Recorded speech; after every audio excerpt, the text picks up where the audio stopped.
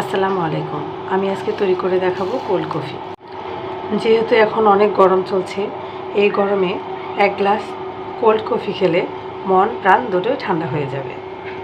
Cold coffee করতে আমি এখানে 1 লিটার গরুর দুধ নিয়েছি। গরুর দুধটাকে ভালোভাবে ঘন করে জাল দিয়ে নিতে হবে।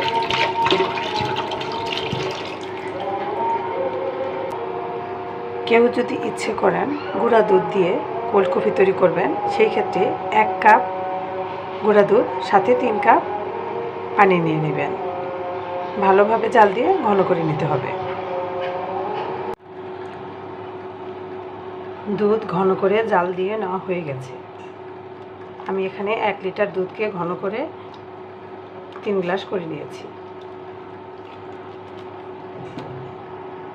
কোল্ড কফি বানানোর জন্য যে দুধটাকে আমি ঘন করে জাল দিয়ে নিয়েছিলাম, সেই দুধটাকে এখন ডিপ ফ্রিজে রেখে দেব বরফ হওয়া পর্যন্ত।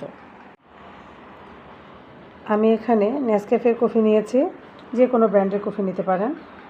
যেহেতু আমি 4 গ্লাস কোল্ড কফি করব, সেই ক্ষেত্রে আমাকে 4 চামচ কফি পাউডার ইউজ করতে হবে।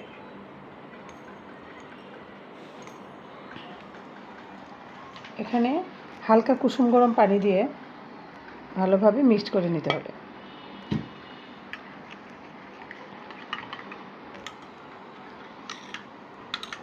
কফি পাউডার মিক্সড পানিটা আমি নর্মাল ফ্রিজে রেখে দেব 3-4 ঘন্টার জন্য। কোল্ড কফি বানানোর জন্য যে দুধটা আমি জাল দিয়ে ডিপে রেখেছিলাম বরফ করার জন্য, সেটা মোটামুটি বরফ হয়ে এরকম একটা পর্যায়ে চলে আসছে। ভিতরে দুধ দুধ থাকবে আর উপরটা এরকম শক্ত হয়ে যাবে।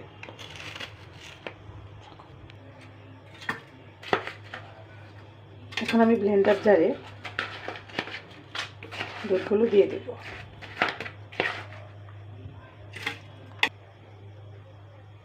এখানে আমি 4 গ্লাস কোল্ড কফি করব। 4 গ্লাসের জন্য আমি এখানে 3 চামচ চিনি নিয়েছি। এর বেশি দেওয়া যাবে না, কফিটা একটু হালকা লাইট মিষ্টিতে ভাল লাগে। আমার ঘরে তৈরি করা ভ্যানিলা আইসক্রিম, এটা আমি এখানে দিয়ে দেব। আইসক্রিম দিলে স্বাদটা আরও বেড়ে যায়। কফি পাউডারটা আমি পানি দিয়ে মিক্সড করে রেখেছিলাম নর্মাল ফ্রিজে। এখানে আমি 4 কাপের জন্য 4 টেবিল চামচ কফি পাউডার নিয়েছি।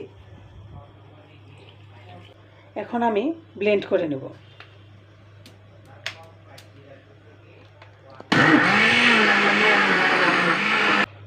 ব্লেন্ড করতে করতে যখন একটু ফোমি আকৃতি হবে, তখন আমার কফিটা হয়ে যাবে। আমার কোল্ড কফি ব্লেন্ড হওয়ার পর এরকম পর্যায়ে চলে আসছে, অনেকটা ফোমি আকৃতি হয়ে গেছে। এখন আমি পরিবেশন করব।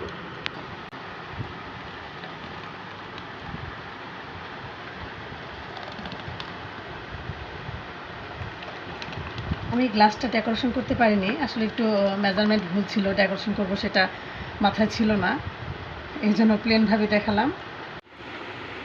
এই গরমে একবার হলেও বাসায় বানিয়ে ট্রাই করবেন। আল্লাহ হাফেজ।